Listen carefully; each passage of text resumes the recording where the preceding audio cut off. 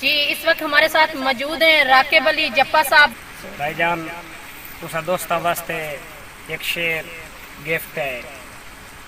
आपे मुलख दे मुंह चू सुन बसे गई खबर जहान चल ए पागल कौन दीवाना है करे मोड़ मोड़ हिक्का गल। वाह बंदे आंदे जिंदगी चार दे आंदे ए जिंदगी पल दो पल है इयो पूछना है राकिब सजना तू दसो आज मिल सो जाता। वाह क्या बात है जी। मेरा सोना रज के सोना है उनदा सोना हर अंदाज है। क्या बात है। उनदा हासा भी इंज लगदा है जिवें सुर विच वजदा सा। क्या बात है। ते चंगा सज्जण भी किस्मत नाल है लगदा। इसे गल दा फखर ते नाज है इसे गल दा फखर ते नाज है मेरे रब दियां राकिब रब जाने उनदी हिकमत दा की राज। क्या बात है जी क्या बात है। छड़ा दिल नहीं जान भी दे छड़िए जिन्नू दिल चू यार सदीवे। क्या बात है। ते जी साल चोवे पूरा होवे जेड़ा यार इकरार करीवे। एक जी बदले मैडम जी एक जी बदले लख जी करी इंज रख के प्यार वधीवे जेड़ा ढाक ते चाया ढांदा होवे ओनू मुंह दे बाहर। हाय क्या बात है राकिब साहब तवज्जो फरमाइए। भाई वड्डी शाये वक्त जे होवे तां बंदे खोदा संगत बनाइंदे ने।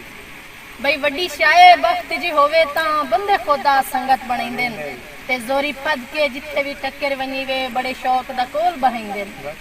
ते अगर ना पुछ राकिब साहब के होंदा है जदों हर डंग बंदे दे वहिंदे ने दूर वेख के दिल दे जानी नू बूए त्रिखे त्रिखे बंद कर लेंदे ने। तेरे नां दे हर थां चर्चे हन वाह वाह तेरी थड़थल।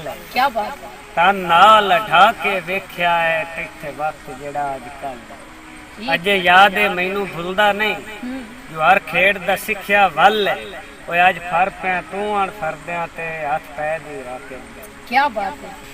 भाई राकिब साहब हुण नहीं रसना बिल्कुल नहीं रसना सानू काई नू ढोल रसाई दी ते अगे जुरत तू ढेर सजा मिल गई थाडे नाल परीत बनाई दी ते तुसा रख लईए जड़ी रखनी आई साडे सिर ते पग भलियाई दी ते जदों डंग अगले नहीं रह वेली क्यों चाहिए हाय हाय दर्द खुदाई दी।